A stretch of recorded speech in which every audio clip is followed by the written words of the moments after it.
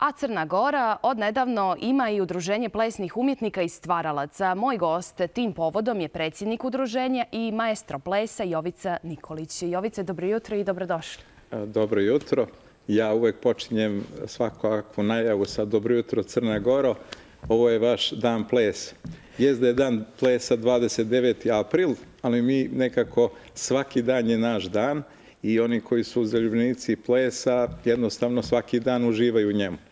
Oni koji nisu, evo pravog dana da krenu sa ovom divnom aktivnošću. Tako je, mi smo i obilježili taj međunarodni dan, pa kad ste već počeli priču o tome, jesmo li nacija koja voli ples? Jesmo li ljudi koji ne odbijaju poziv na ples? Naravno, imamo mi neke svoje tradicije, više ta tradicija vezana za Bokokotorski zaliv, ali evo, ta tradicija je ostala i mi nekako od 2000. godine organizovano razvijamo ples.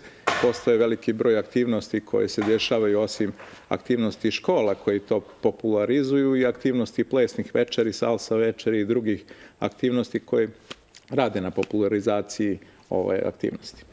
Sada ono zbog čega smo ovdje i što je aktuelno jeste da je osnovano Udruženje plesnih umjetnika i stvaralaca. Kakav je vaš položaj u svjetlu pandemije i šta očekujete da će udruženje promijeniti? Mi smo, kao što sam rekao, pre 30 godina počeli sa prvim organizovanim radom u oblasti plesa. 2006. godine primljeni smo u Svetskoj federaciji VDSF i tada smo primljeni u Svetskoj federaciji za sportski ples.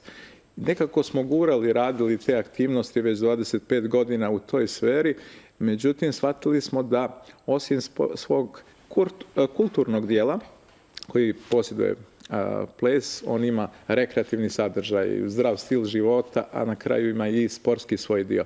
Savez sportskog plesa se ugasio prošle godine, Plesni savez je nastavio dalje aktivnosti 2020. godine, a mi smo preuzeli kao udruženje razvoj i njegovu strukovnu aktivnost vezano za kulturno-umjetničku djelatnost. Na taj način mi vršimo promociju, svi oni koji žele da posmatraju ples kao kulturu, kao vid umjetnosti i osnivanjem ove organizacije UFUS-a mi smo to pokrenuli. Našli smo se u nezgodnoj poziciji već godinu dana. Veliki broj plesnih umjetnika i stvaralaca nije imao nikakva primanja i ovo udruženje bi trebalo da radi na zaštiti njihovih prava.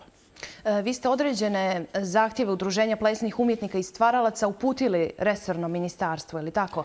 Kome konkretno, koji su zahtjevi i jeste li dobili neki odgovor?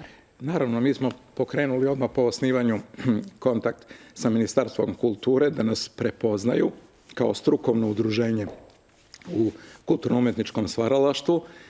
Naišli smo na njihov dobar prijem, imali smo odmah prvi sastanak. Gospodin Dragan Koprivica nas je primio sa još nekoliko ljudi koji su vezani za taj sektor i mi smo iznijeli naše zahtjeve koje su, čini mi se, prirodni. Znači, prvi naši zahtjevi su bili prepoznavanje udruženja kao strukovnog udruženja i njegova nominacija ka reprezentativnom udruženju. Sa dobijanjem naziva reprezentativno udruženje mi dobijamo i određene satisfakcije od strane države, završavanje osnovnih stvari da može ovo udruženje da radi. Također, članovi ovog udruženja mogu postati i kulturni stvaraoci i umjetnici prepoznati od države, a na kraju sa time bismo i zaštitili socijalna, zdravstvena, penzijska prava koje sleduje plesnim umjetnicima i stvaralcima. Ono što treba da se odradi jeste da Ministarstvo kulture po nama treba da izvrši jednu promjenu, a to je da sektor muzičko-scenske djelatnosti koja se sad trenutno nalazi razdvoji, tako da se stvori jedna plesna djelatnost. Jer kad pogledate muzičko-scenska djelatnost, a vezano za ples je toliko široki pojam.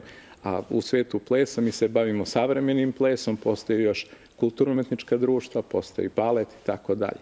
Ta promjena će nastati narednih godina zato što treba se napravi akcioni plan 21-25 i u tom planu ja očekujem da će se ovo raširiti i da ćemo mi naći svoje mjesto pod kapom kulture.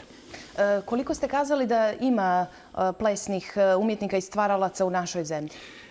Pa plesnih umjetnika i stvaralaca ja računam da ima jedno oko 50-60 aktivnih. Ono što je bitno je da imamo oko 3000 članova koji se bave različitim oblastima plesnih aktivnosti kao kulturno-umjetničko stvaralaštvo i kao ples, kao sport. Ova masa i ova količina ljudi naravno trebaju da imaju i svoje mjesto i evo, mi pokušavamo sa udruženjem da nađemo to pravo mjesto gdje je pripada u kulturi. Plešete više od 30 godina i ples je u Crnoj Gori oživio zahvaljujući vama. Autor ste i, kao i što možemo vidjeti, knjige Zagrljaj u pokretu, to je plesni bukvar. Pa kada uporedite ples prije 30 godina i danas, cijeli taj proces njegovog mijenjanja, šta je ostalo isto, šta se promijenilo, kakav je sada u odnosu na ranije? Prvo bi se vratio na prvi dio naše priče. Plesni bukvar Zagrljaj u pokretu je jedina takva knjiga koja postoji u regionu, a predstavlja osnovno gradivo za sve zaljubljenike plesa, posebno društvenog plesa. Osim ovog bukvara, deo te knjige predstavlja i ovaj DVD Zagrljaj u pokretu, te smo pokušali na lak način da pokažemo ljudima kako plesom mogu da se snađu na veseljima.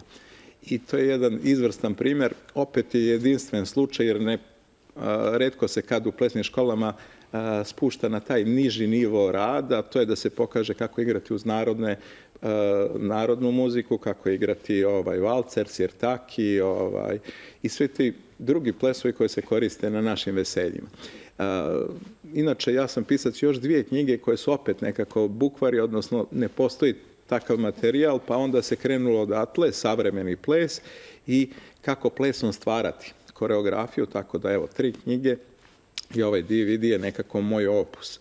A drugi dio pitanja... Što se tiče plesa nekada i sada u odnosu na period 30 godina ranije? Pa ne znam, mi smo se tada odlučili da teško je promijeniti stariju generaciju i rekli smo idemo da promijenimo tada 2000. godina generaciju koja nam tek dolazi. Tako da smo se okrenuli obrazovanju i učenje prvo djece, od najmlađeg uzrasta do a onda školske djece i to je dalo rezultata. Ta djeca su sada roditelji tih novim budućim generacijama koje daju potpuno drugačiju sliku o plesu koju su oni imali prije 20-30 godina. Želim vam puno uspjeha, pratit ćemo rad udruženja i hvala vam na gostovanju. Hvala vam.